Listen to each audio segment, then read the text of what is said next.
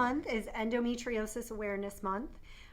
If you have any questions or any comments, please leave them in the comment section and I will be happy to answer them for you. Endometriosis is when you have endometrium, which is the lining of the uterus, that is implanted in places that are not the lining of the uterus. So you can have endometrial implants on ovaries, on bowel, on bladder. If you have the lining of the uterus, those typical cells that are implanted not in the uterus, that's endometriosis.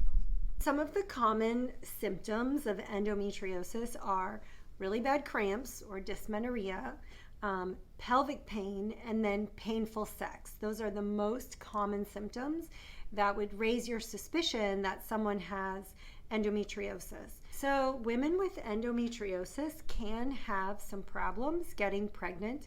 Not everyone with endo will have infertility problems, but having endo does increase the likelihood that you would have trouble getting pregnant. The only way to actually diagnose endometriosis is with a laparoscopy.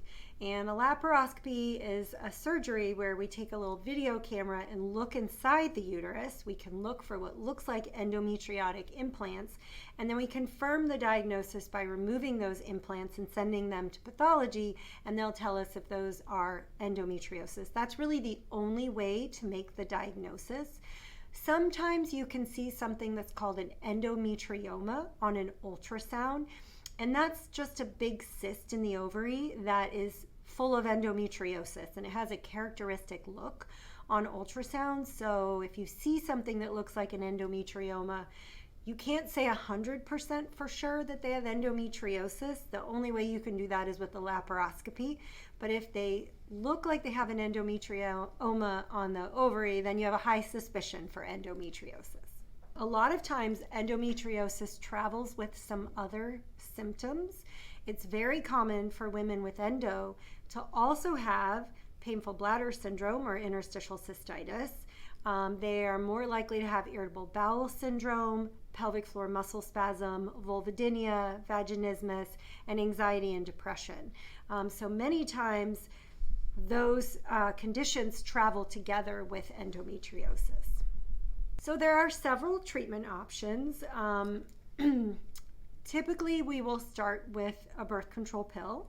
A birth control pill can suppress those implants and help with bad menstrual cramps and help with the bad pelvic pain.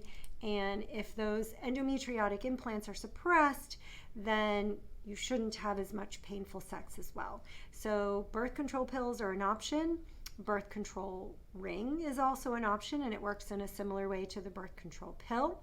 The IUD has been shown to lessen the pain related to endometriosis, and sometimes we use progesterone only birth control like Depo-Provera or Nexplanon, which can also suppress the endometriotic implants. Or you could choose to have laparoscopy as your treatment. So laparoscopy is diagnostic. It can tell us if you have endometriosis, but it can also be therapeutic in that during the laparoscopy, you can have the endometriotic implants removed, and that's treatment as well. If you suspect that you have endometriosis, you should for sure see a physician who's well-versed in taking care of women with endometriosis.